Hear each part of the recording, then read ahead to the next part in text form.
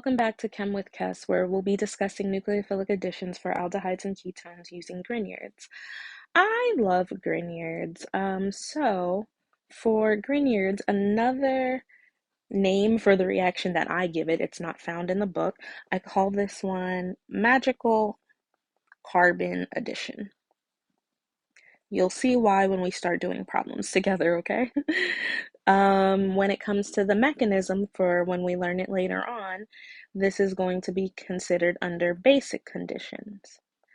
The most important thing in this for Grignards, I need you to count your carbons.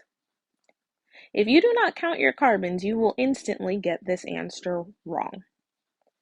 So the way that we go about determining the answer choice, we are going to cleave off that Mg, Br, or Mg, and that whatever halide they give you, because you need to know that this right here is not a carbon. Our first carbon is going to start at this point. So I'm going to start numbering right after that Mg.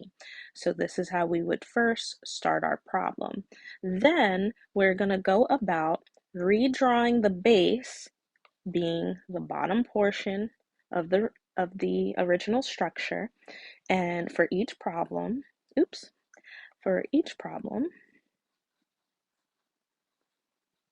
and then we're going to focus in on that carbonyl center.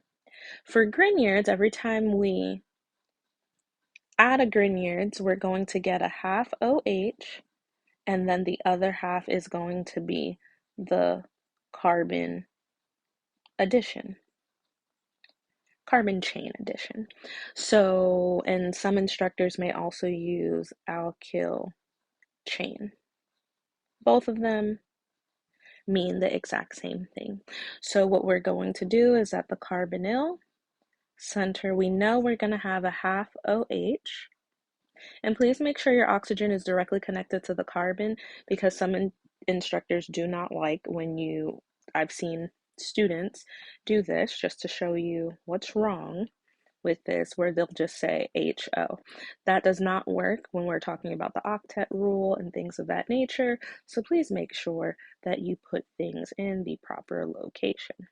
Then on the other side, so always think about the reactions of this chapter. For the most part, when I tell you, the carbonyl is going to kind of split in two. So the other side is going to start off like this. As soon as you make that split, you immediately count this as your number one, and that is going to be your number one that's located on your actual structure. So now I would just draw my 2 and 3, and 2 has a methyl, and then for the one on the bottom, we have a chain of 4, and then my methyl group is on number 3. This is how you go about Grignards. Later on, we'll learn the mechanisms.